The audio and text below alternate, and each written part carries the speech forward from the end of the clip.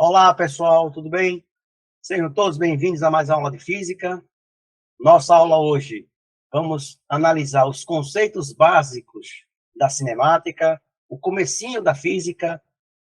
Sou João Nanes, professor de física.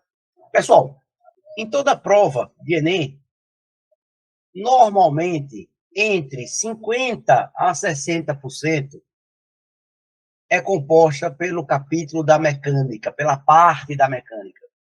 Então, hoje nós vamos dar o pontapé inicial para o primeiro tópico desta grande parte importante que é cobrada em todo e qualquer vestibular. O primeiro conceito que nós precisamos entender é o que são grandezas físicas. São as propriedades mensuráveis de um fenômeno, de um corpo ou substância. Traduzindo isso para a nossa língua, grandeza física é tudo aquilo que pode ser medido. Mensurar significa medir. Então, quando eu falo em grandeza, nós temos três tipos. Eu tenho as grandezas adimensionais, que são aquelas que, para serem perfeitamente compreendidas, elas necessitam apenas de um valor numérico. Por exemplo, as funções trigonométricas. Se você falar o seno de 30 vale 0,5, você consegue compreender perfeitamente aquela grandeza. O artigo A significa negação, né? Então, se eu tenho um artigo A, e a palavra é adimensional, quer dizer que são grandezas que não têm medida, apenas o número. A segunda grandeza que eu vou estudar são as grandezas escalares.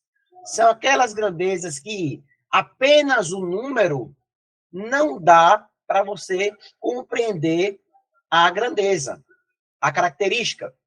Por exemplo, massa, temperatura, tempo, energia, pressão, são todos exemplos de grandezas escalares. Essas grandezas, elas precisam de um valor numérico e de uma unidade de medida. Dentro dessas unidades, nós teremos um sistema internacional chamado de SI. No sistema internacional, a unidade fundamental da massa é o quilo. No sistema internacional, a unidade de temperatura seria o Kelvin. E no sistema internacional, a unidade fundamental do tempo seria o segundo. E, por fim, as grandezas vetoriais. Então, as grandezas adimensionais, apenas o valor numérico. As grandezas escalares, o valor numérico mais a unidade de medida. E as grandezas vetoriais, eu preciso ter o valor numérico, que seria o meu módulo, a minha intensidade, certo? Eu vou precisar de uma direção e vou precisar de um sentido ou uma orientação. Então, eu tenho um exemplo de deslocamento, velocidade, aceleração, força, são exemplos que representam grandezas vetoriais. Lembre que o vetor, nós teremos uma aulinha sobre revisão de vetores. O vetor é a representação geométrica das grandezas vetoriais. O vetor, que é representado por um segmento de reta, lembra que segmento de reta, ele tem um tamanho. Esse tamanho do vetor, eu chamo de módulo. Módulo. Esse vetor, ele teria também uma direção, que é a mesma direção da reta suporte do vetor. Se é um segmento de reta, ele existe uma reta original. Então, eu teria a direção. E a minha orientação ou sentido seria dado pela direção, a orientação da setinha. Ok? Geralmente, nas questões, a questão pede calcule o módulo da força, calcule o módulo da velocidade. Então, nesse caso, não precisa você indicar qual é a direção e qual é o sentido do vetor. Então, eu tenho grandezas adimensionais, grandezas escalares e grandezas vetoriais. Pois bem, vamos lá, partir. Próximo conceito que nós precisamos entender é o que vamos estudar. A mecânica, ela é responsável, geralmente, entre 50% a 60% da prova. Basicamente, metade da prova ela é composta por assuntos da mecânica. E a mecânica é a parte da física que estuda os movimentos e as suas causas. Então, mecânica está relacionado a movimento dos corpos e suas causas. A mecânica ela vai ser dividida em 3 pedaços, em 3 blocos. O primeiro bloco nós começamos a estudar hoje, que é a cinemática. A cinemática ela é composta pela cinemática escalar e a cinemática vetorial. Geralmente, isso aparece pelo menos uma questão na prova. A dinâmica, eu teria lá leis de Newton, leis de Newton, energia e a parte de colisões. Aqui eu teria 2 questões por baixo na prova. Pelo menos 2 questões na prova. Então, aqui eu teria uma questão na prova. Aqui eu teria umas 2 questões na prova. E quando se fala em estática, estática é a parte da física que vai estudar o equilíbrio. Só que o equilíbrio ele pode ser do corpo sólido ou dos fluidos, que a gente vai chamar de hidrostática. Então, aqui também nós teríamos pelo menos 2 questões da prova. Então, veja como essa parte é importante. Geralmente, em qualquer vestibular que você faça, para qualquer faculdade, deve aparecer para você 5 questões correspondentes ao assunto de mecânica. Pelo menos, no mínimo, essas 5 questões e não aí quando não aparece uma questão envolvendo outra, né? Assim, leis de Newton com colisões, certo? E por aí vai. Aí aumenta o número de assuntos que são cobrados no vestibular. Então, mecânica ela é dividida em cinemática, em dinâmica e em estática. Certo?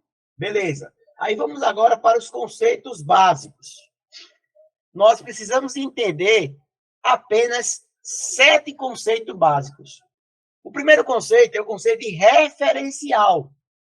Referencial é qualquer coisa, vamos usar essa palavra, qualquer coisa que você escolhe para analisar o comportamento de um corpo.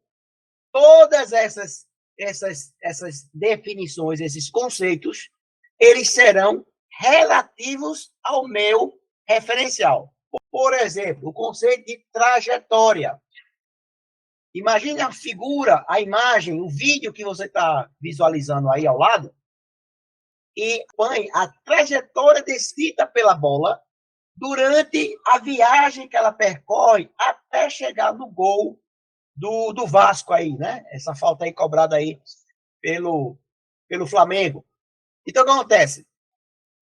Para cada observador que se encontra no estádio, quem estava atrás do gol, quem estava na lateral, quem estava na barra contrária, cada observador ele vai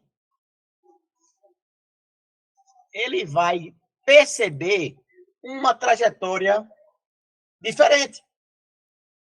Então, no meu caso, o observador, eu estou considerando como se fosse um referencial. E o que seria trajetória?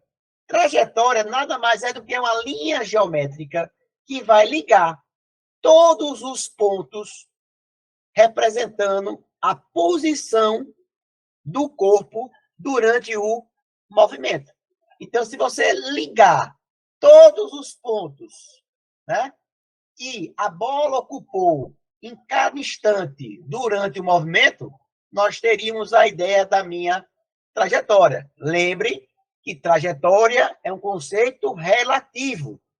Depende do referencial adotado, a minha trajetória observada será diferente. Por exemplo, imagine que você está andando de bicicleta e, num certo momento, você arremessa para cima uma bolinha. Vamos considerar que a bicicleta está se deslocando com velocidade constante.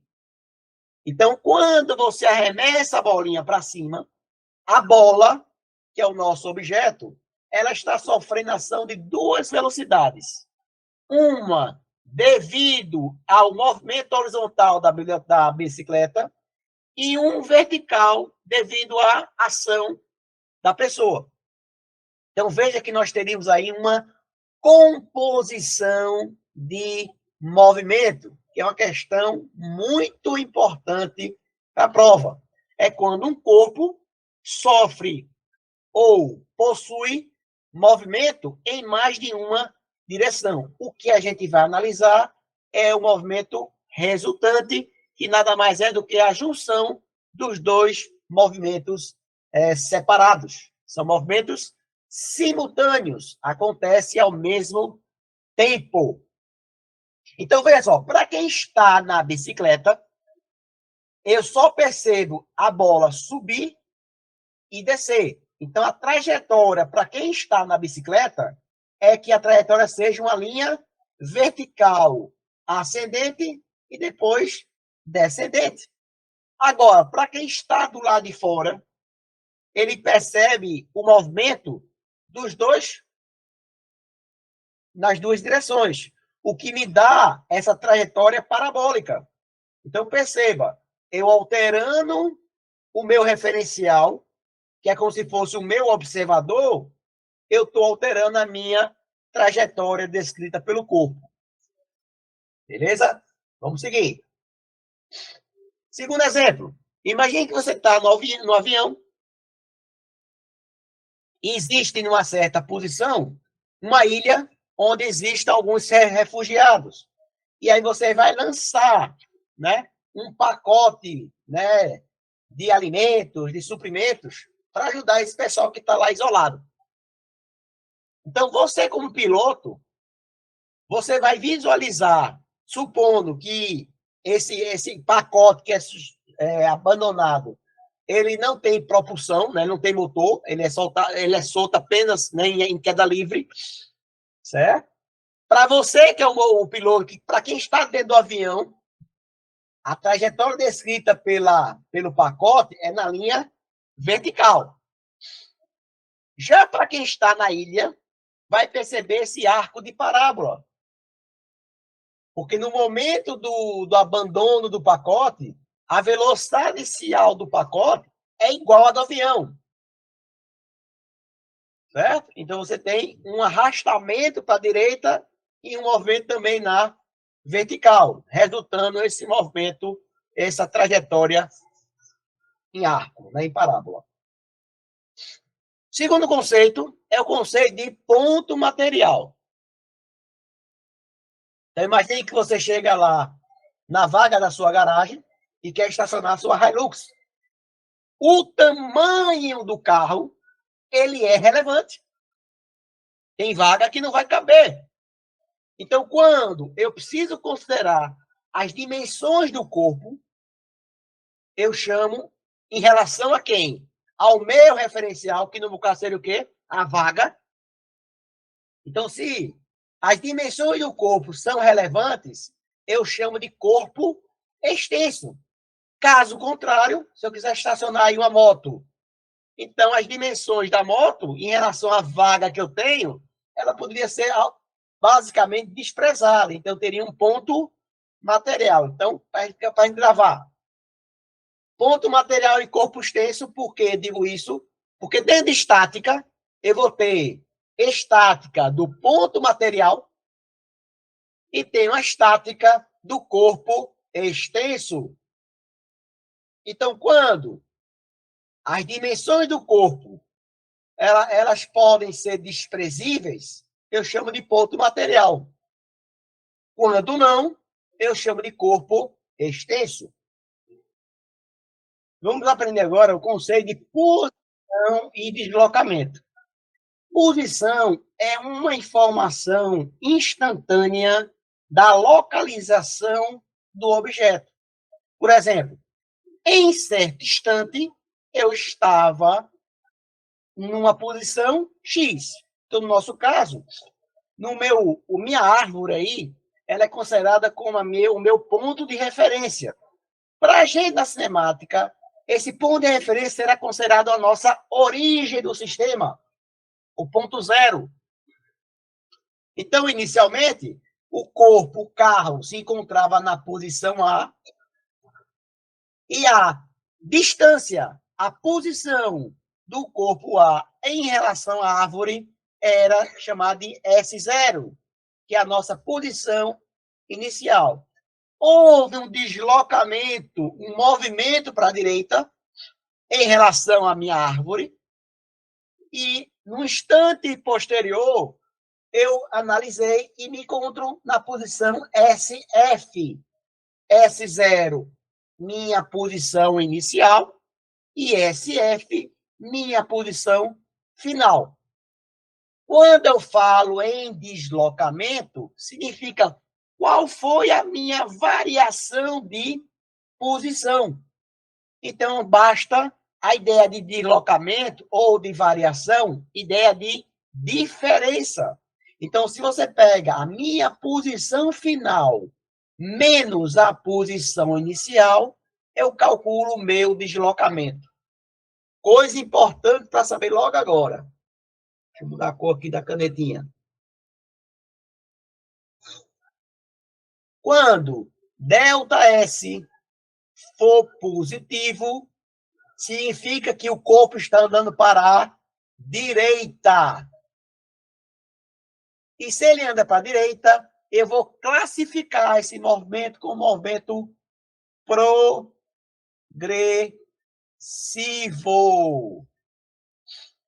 Eu não falei nem em velocidade ainda, mas já estou classificando movimento. Quando ΔS for negativo, significa que eu estou andando para a esquerda. O movimento ele é retrógrado. Retrógrado. A minha velocidade será negativa. Então, movimento progressivo, corpo se desloca para a direita. Movimento retrógrado, corpo se movimenta para a esquerda. E como é que calcula o deslocamento? É você só pegar a minha posição final menos a posição inicial. Esta diferença representa o deslocamento sofrido pelo corpo em relação ao referencial, que no meu caso é a minha origem. Vamos lá.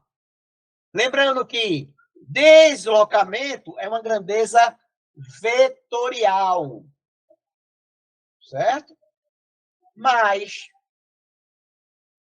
como nós estudamos, né, didaticamente, semática escalar e vetorial, não deveria existir essa divisão, que é uma física na semática só, certo? Qual é a diferença entre o meu deslocamento vetorial e o meu deslocamento escalar? O deslocamento escalar, ele precisa ser considerado a trajetória descrita pelo corpo. Já o meu deslocamento vetorial, ele só considera o ponto de partida e o ponto de chegada. Por onde ele for, não me interessa. Então, de A para B, eu tenho 30 quilômetros.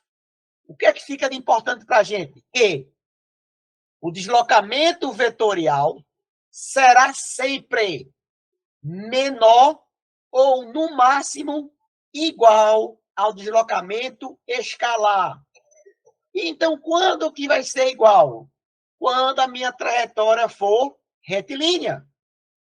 Então, o primeiro assunto que a gente estuda qual é? O MRU. Então, se é um movimento retilíneo uniforme, o meu deslocamento vetorial ele vai ser igual ao meu deslocamento escalar, certo? Mas deslocamento é uma grandeza vetorial. Eu preciso ter módulo, que é o tamanho, né, dessa reta que liga A a B, a direção horizontal e o sentido para a direita. Então, eu teria um deslocamento de 30 quilômetros na orientação horizontal para a direita. Eu indiquei o módulo, que é o tamanho do vetor, eu indiquei a orientação e eu indiquei a direção. Vamos lá. Próximo conceito, conceito de repouso e movimento. Então, veja que é um conceito também relativo. Então, quando é que um corpo estará em movimento? Quando a posição do corpo em relação ao referencial adotado, ele for alterado. Se essa distância permanece constante, eu digo que o corpo está em repouso. Observa na tela. Essa tirinha aí. Tá, Cebolinha e Cascão. E Cascão diz, lá vai o ás do skate. Cebolinha reclama, Cascão, você não sabe que é proibido andar de skate aqui no parque? Cascão responde, mas eu estou parado, quem está andando é o skate. Veja, a posição de Cascão em relação ao skate, ela não é alterada. Então, por esse referencial, eu posso falar, sem medo de errar, que Cascão está em repouso em relação ao skate. Mas, por outro lado, a distância entre Cascão e Cebolinha, Cascão e aquela árvore que está lá atrás, ela está mudando com o passar do tempo. Então, se acontece a alteração da posição de um corpo em relação a um certo referencial, eu digo que o corpo está em movimento. E lembrando, se Cascão está em movimento em relação a Cebolinha, Cebolinha também está em movimento em relação a Cascão. Um segundo exemplo, famoso exemplo do ônibus, né? Todas as pessoas que se encontram sentadas no interior do ônibus, elas estão paradas em relação ao motorista que está sentado na sua cadeirinha lá na frente. Porém, em relação às pessoas que estão na parada de ônibus, todas elas estão em movimento. Uma pegadinha. Imagine que o ônibus esteja com a velocidade de 50 km por hora. E o táxi aqui na frente também desloca-se com a velocidade de 50 km por hora. Perceba, se a minha velocidade é a mesma e está no mesmo sentido, o ônibus ele não se aproxima do táxi e também não se afasta do táxi. Essa distância permanece constante. Então, se ela permanece constante, eu posso alegar que as pessoas que estão no interior do ônibus estão em repouso em relação às pessoas localizadas no interior do táxi. Por que eu posso isso? Porque a posição entre os corpos não é alterada. Próximo conceito, conceito de velocidade média. Então, gente, velocidade média não é fórmula. Nada mais é do que uma taxa que mede a rapidez com que a posição do corpo ela é alterada. Então, como é que eu calculo a velocidade média? É só pegar qual foi o meu deslocamento. Eu saí da posição 0 e fui até a posição 8. Aí a figurinha, ó. Saí da posição 0 e fui até a posição 8. Quanto eu me desloquei? Eu andei 8 metros para a direita. Como é que eu sei que é direita? Porque o deslocamento ele é positivo. E quanto tempo eu gastei? Eu gastei 4 segundos. Se você calcular esta divisão, você encontra como resultado 2 metros por segundo. Quer dizer o quê? Que a cada segundo o corredor percorreu 2 metros. Então, questões de MRU, onde a velocidade será constante, o módulo da velocidade será constante, você pode fazer sem utilizar a fórmula. Usa como regra de 3. Quase 70% das questões do Enem, da parte envolvendo matemática, você vai conseguir responder a partir de uma interpretação usando a regra de 3. Não é qualquer regra de 3. Você precisa interpretar, identificar quais são as grandezas que são variáveis, que elas são relacionadas, e aí sim aplicar o conceito de relação de regra de 3, de grandezas proporcionais. Vamos lá. Então, quando se fala em classificação de movimento, a primeira classificação é saber se o movimento ele é progressivo ou retrógrado.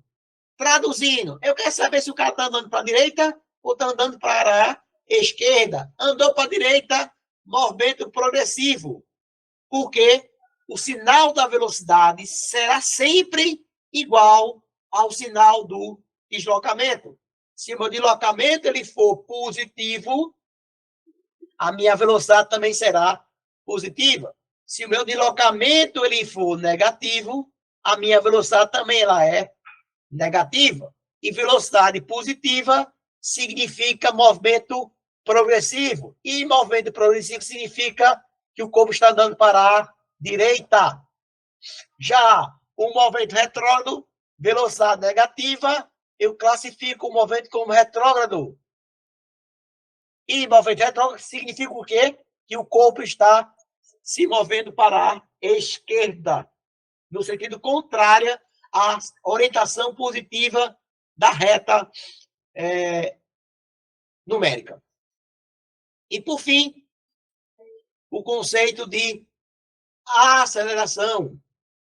Da mesma forma que velocidade é uma taxa que mede a rapidez com que a posição do corpo é alterada, a aceleração é uma taxa que mede. Por que eu falo taxa? Porque taxa é tudo aquilo que é dividido pelo tempo.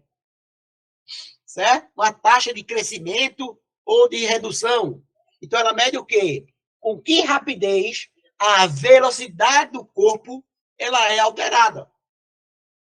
Se velocidade é a taxa de rapidez com que muda a posição, velocidade é a derivada da posição. E a aceleração é a taxa da velocidade, a aceleração é a derivada da velocidade. Tá certo? Se alguém aprender derivada, pode responder as questões usando este conceito. Certo? Então, como é que eu calculo a aceleração de um corpo? É só analisar se a minha velocidade está aumentando ou se ela está diminuindo.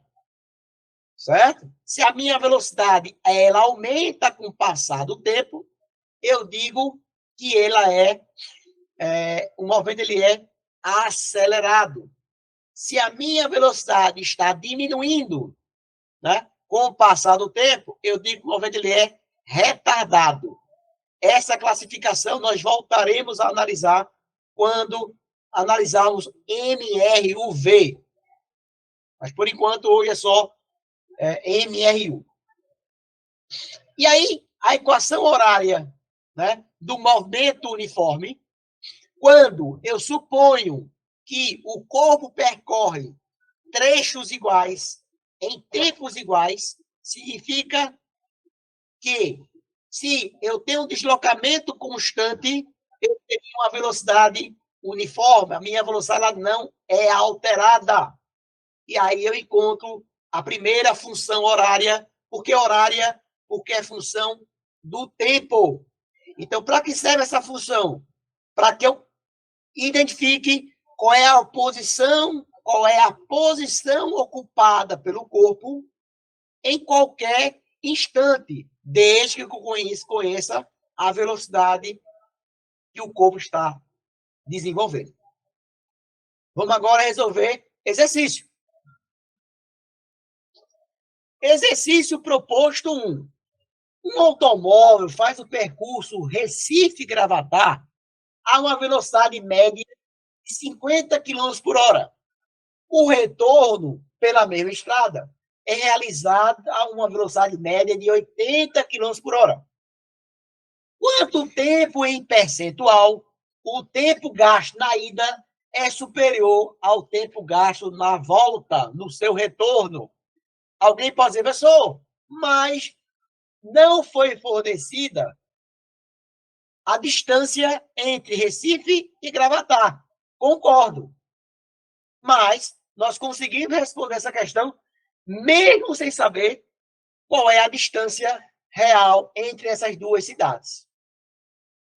Mas, por outro lado, essa informação, apesar de eu não conhecer, mas eu sei que essa distância ela é a mesma.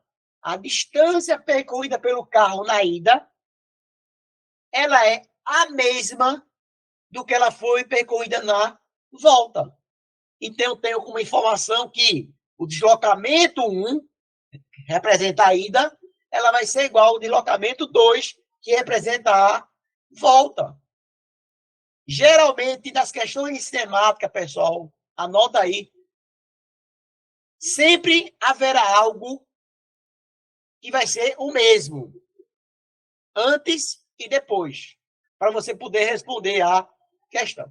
Então, neste caso, a minha distância percorrida na ida é a mesma distância percorrida na volta. Então, meu deslocamento 1 é igual ao deslocamento 2. Quem é deslocamento? Deslocamento é igual a quem? A velocidade vezes o tempo de viagem. Quanto vale a minha velocidade inicial? 50. A minha velocidade de ida. Vezes o tempo de ida é igual a velocidade de retorno vezes o tempo de volta. Se você simplificar 80 por 50, você vai encontrar 1,6 vezes delta T2.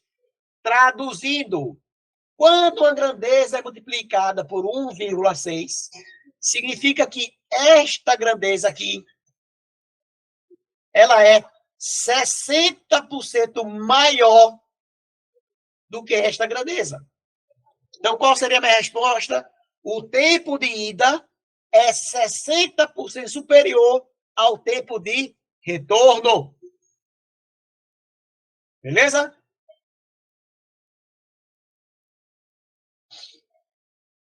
Questão 2. Alguns atletas disputaram a prova de velocidade na qual percorriam por 150 minutos. Verificou-se que as velocidades médias dos 3 primeiros colocados formavam uma progressão aritmética, uma PA. Qual é a característica de uma PA? A PA, ela garante que a diferença entre qualquer dois termos consecutivos de uma PA, essa diferença que é chamada de razão, ela é constante, é sempre a mesma. É como se os termos tivessem sempre a mesma distância um do outro. Afastados por uma razão, que é exatamente o que é a diferença entre dois termos consecutivos. Então, a primeira informação que eu tenho que esse é igual a PA, e que a soma das velocidades médias do primeiro e do terceiro colocado era de 24. Ele quer saber quantos quilômetros percorreu o segundo colocado. Primeira coisa que nós precisamos calcular para calcularmos a distância percorrida pelo cilindro colocado, é calcular qual é a velocidade do segundo colocado. Então, como ele falou que é uma progressão aritmética, pessoal, a melhor forma de representar 3 números numa PA, isso vocês vão usar isso muito em matemática, pessoal, certo? Primeiro, o que é que foi dado? Ele disse que V1 mais V3 vale 24. E disse que a corrida durou 150 minutos, dividindo 150 por 60, eu encontro 2 horas e meia. Então, como é que eu represento 3 números em PA? Você representa um valor intermediário no meio, V, mais R, que é a minha razão, e menos R, que é o meu valor antecessor. Então, quem tem maior velocidade é o primeiro colocado. Chegou primeiro. Quem tem menor velocidade é o terceiro colocado. E o do meio é o meu segundo colocado. Aí, qual é a propriedade que vocês precisam lembrar da PA? Que a soma de qualquer elemento equidistante a um elemento qualquer, ele é sempre o mesmo. Por exemplo, esse elemento aqui, ele é, em relação ao V, equidistante a esse, ou seja, estão à mesma distância. Então, significa que a soma desses dois é igual ao termo equidistante. A soma de dois termos equidistantes a um terceiro representa esse terceiro. Se eu somar os dois elementos, ó, V mais R mais V menos R, o R eu vou cancelar, eu tenho 2V igual a 24, V vai ser igual a 12. Certo? A minha velocidade de V2, que no caso seria a do segundo colocado, seria igual a 12. Por quanto tempo esse cara andou? Ele andou durante 2 horas e meia. Então, vamos calcular que o delta F do segundo colocado será 12 vezes 2,5. Essa continha vai dar 30 quilômetros. Então, o segundo colocado, ele percorreu em 2 horas e meia, 30 quilômetros. Beleza?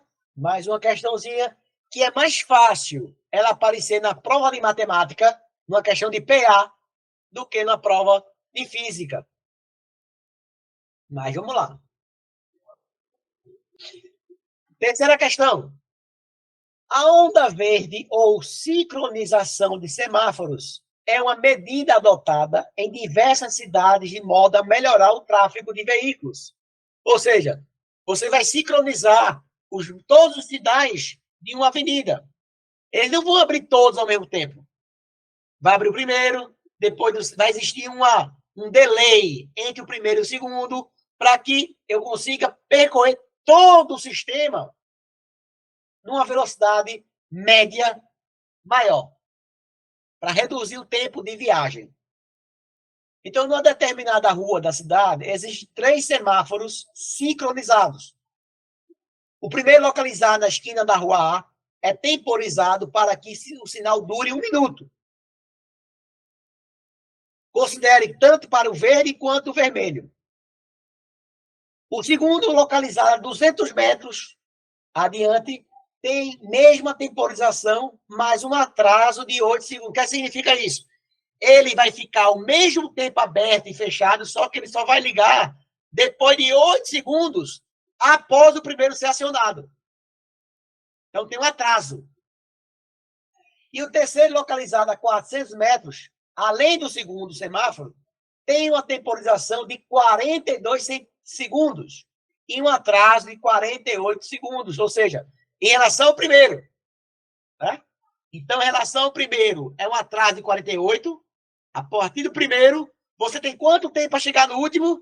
48 segundos. Para chegar no terceiro semáforo. Mas, se você não passar pelo segundo, não consegue chegar no terceiro, logicamente. Então, para chegar no segundo, você tem que gastar 8 segundos. Para chegar no terceiro, você tem que gastar, no máximo, 48 segundos. É por aí que a gente vai responder a questão.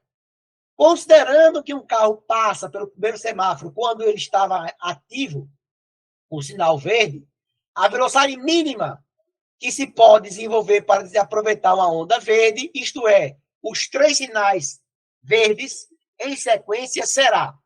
Então, ele quer saber qual é a velocidade que ele tem que manter desde o primeiro semáforo para que ele pegue todos os semáforos abertos. Questão muito interessante, tá? Vamos lá. Então, imagina assim, ó. Eu localizei na figura o primeiro semáforo na rua A, o segundo semáforo que está a distância de 200 metros e o terceiro semáforo que está a distância de 4 de 1 segundo. Então, o que acontece? Ele vai passar pelo primeiro, se não abriu. Quando ele chegar no segundo, senão tem que abrir também. E quando chegar no terceiro, também vai estar aberto. Então, o que acontece? Quanto tempo ele tem para passar no meu sinal? Ele tem o tempo mínimo, né? É 8 segundos, porque é o tempo que o sinal demora para abrir. E o tempo máximo é de 60. Por que 68? Porque lembra que esse sinal fica 1 minuto aberto. Então, o tempo máximo que eu posso chegar lá é 68. E o tempo mínimo é 8. Qual foi a pergunta? Eu quero a velocidade mínima. Então, se é a velocidade mínima, eu tenho que usar o tempo máximo. Eu tenho, no máximo, 68 segundos. Já para chegar no segundo, no terceiro relógio, no terceiro sinal, quanto tempo eu tenho? Ó, eu tenho que ele demora 48 segundos para abrir e fechar. E ele abre 42 segundos após o primeiro. Basta somar as duas. Eu vou ter 90 segundos. Então, eu tenho, no máximo, 90 segundos para chegar no terceiro semáforo. A distância total percorrida é de 600 metros. Aí, vamos lá. Por que 600? 400 mais 200. Então, qual foi a distância total percorrida? 600 metros. Qual foi o meu tempo máximo que eu tenho disponível? 90 segundos. 600 dividido por 90, eu vou ter 6,67 metros por segundo. Se eu transformar isso para quilômetros por hora, se eu multiplicar isso por 3,6, eu vou encontrar aproximadamente 24 quilômetros por hora. É a resposta? Quase. Por quê? Para chegar no terceiro, eu preciso garantir que ele chegue no segundo também. Quanto tempo eu tenho para chegar no segundo? 68 segundos. Então, tem que saber quanto é que ele vai andar 200 metros com esta velocidade, para garantir que eu consiga atravessar o segundo relógio, o segundo sinal. Então, se eu pego 200, que é a minha distância, divido pela minha velocidade, que é 6,67, eu vou encontrar um valor aproximadamente igual a 30. Só que 30 é menor do que 68. Conclusão, eu consigo atravessar antes que ele feche. Então, com certeza, 24 é a velocidade mínima que eu preciso desenvolver para pegar essa onda verde. Se a pergunta fosse qual é a velocidade máxima, em vez de você usar o tempo máximo, você usaria o tempo mínimo. Certo? Então, no caso, seria 8 e usaria 42. Certo? Você vai imaginar que os 3 sinais abrissem ao mesmo tempo. Aí você tem que ter velocidade máxima para poder chegar até ele. Beleza? Vamos lá. Questão 4.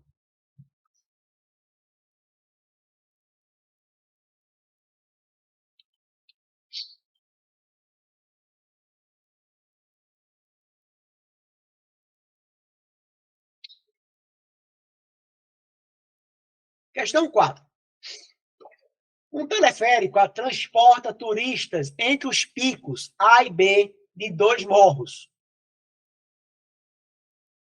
A altitude, 2 morros, né? 2 morros. Exercício proposto 4. Um teleférico transporta turista entre os picos A e B em 2 morros. A altitude do pico A é de 500 metros. A altitude do pico B é de 500 metros. E a distância entre as retas verticais que passam por A e B é de 900 metros. Na figura T, representa o teleférico em um momento de sua ascensão e X e Y representam, respectivamente, o deslocamento horizontal e vertical do teleférico, neste momento. Então, para a figurinha, eu tenho o ponto A, eu tenho o ponto B. A distância entre os pontos na horizontal corresponde a 900 metros. A cota, a altura do morro A são 500 metros. E a cota do morro B é de 800 metros. Se o teleférico se desloca com velocidade constante, 1,5, quanto tempo gasta para ir do pico A, do ponto A, para o ponto B? Então, basta apenas ligar o ponto A até o ponto B. Esta aqui é a minha distância. Então, se aqui eu tenho 900, daqui para cá eu tenho 800 e aqui tenho 500, esse pedacinho aqui vale 300. Certo? E aí você vai usar Pitágoras para calcular a distância. Vamos lá responder.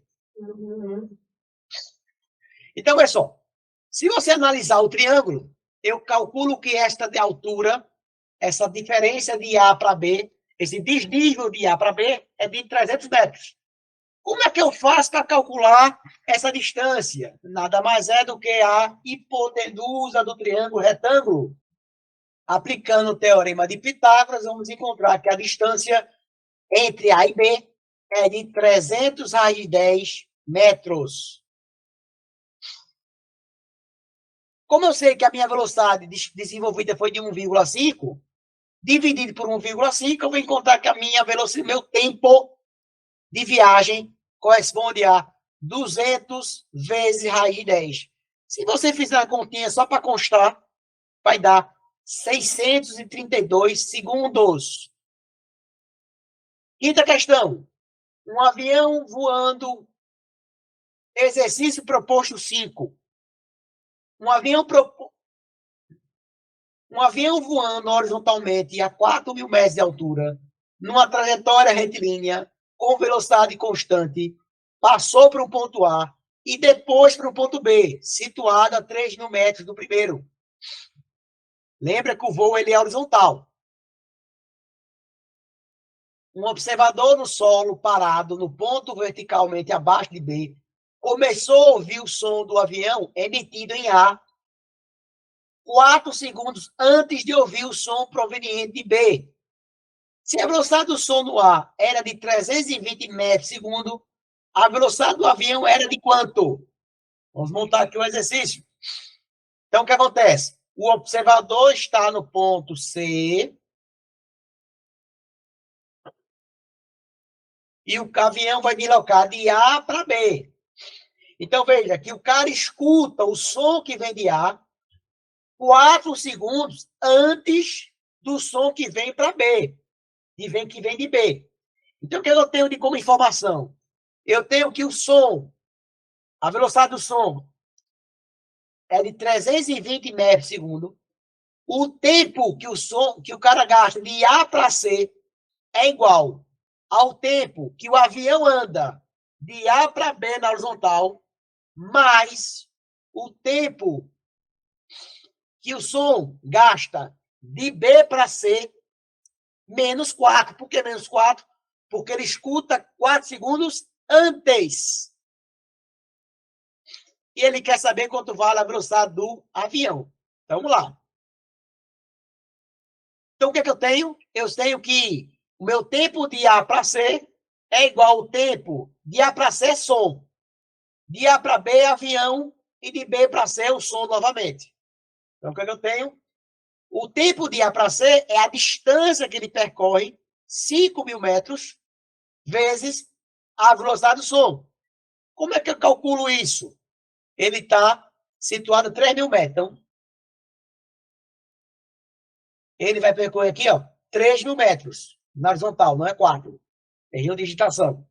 Então, se aqui vale 3.000 e aqui vale 4.000, a hipotenusa vale 5.000.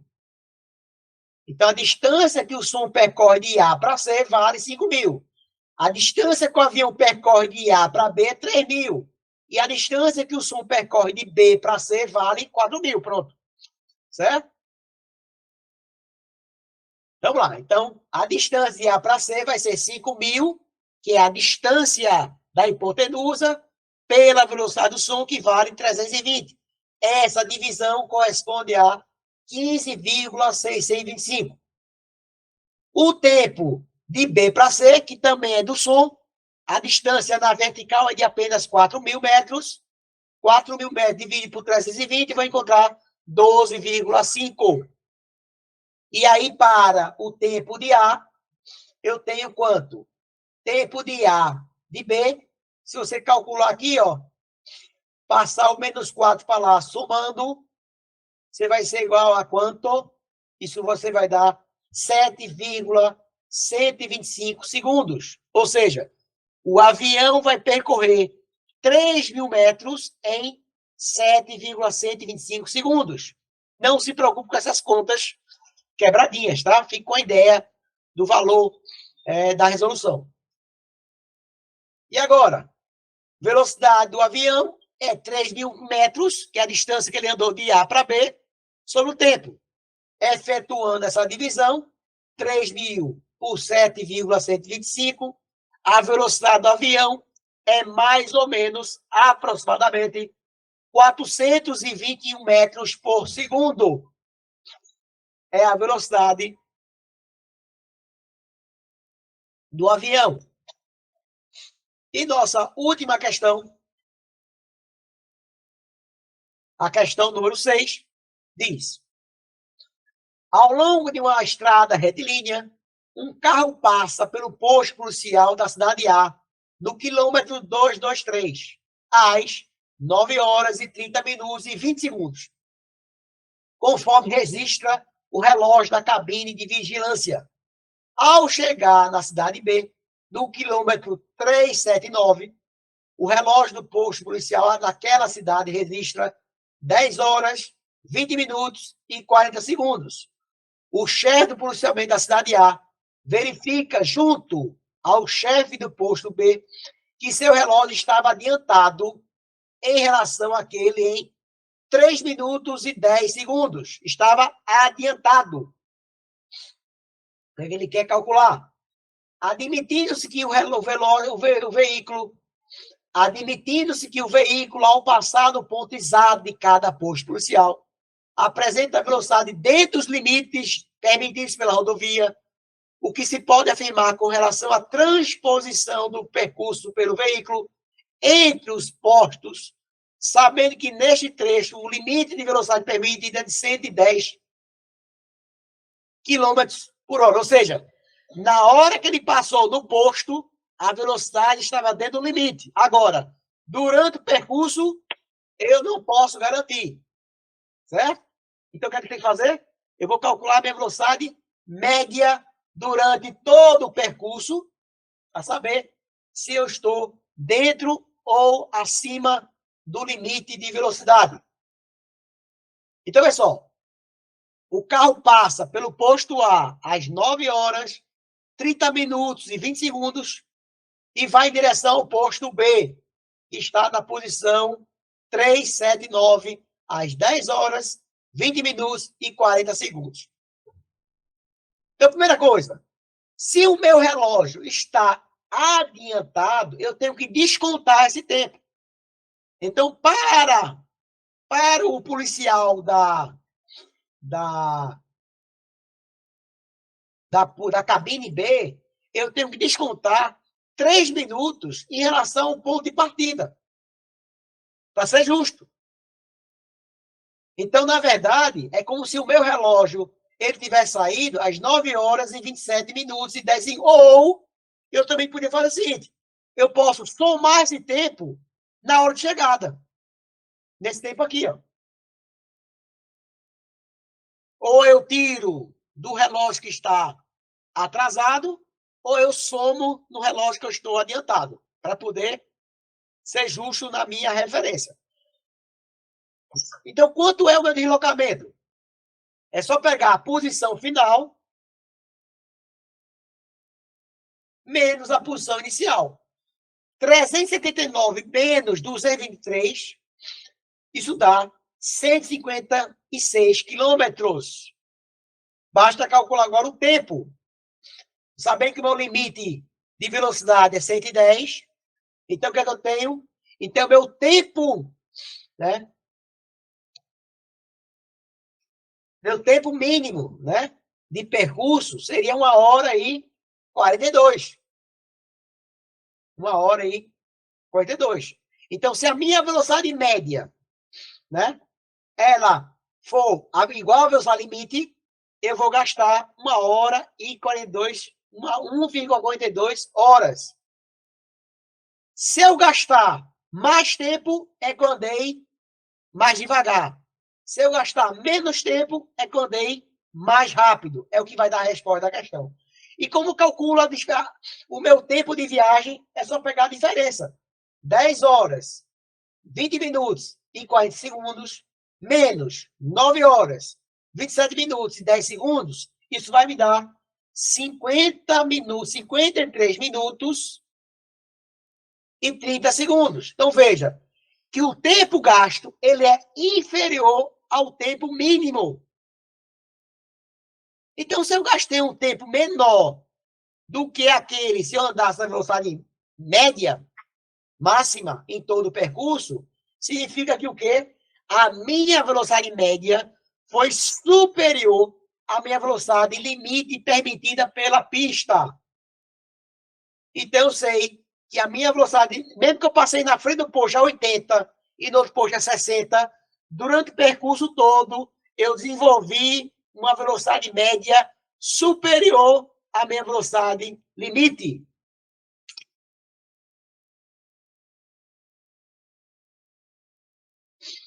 Então, minha resposta seria que trafegou com velocidade acima do limite de velocidade. Você encontra isso na letra A. Esta é assim, uma questão boa para Enem, certo? Que você entrega a interpretação do que se quer calcular. Pessoal, obrigado. Até a próxima aula. Próxima aula nós veremos movimento retilíneo uniformemente variado. Aguardo vocês lá. Forte abraço. Fiquem com Deus. Ótima semana a todos.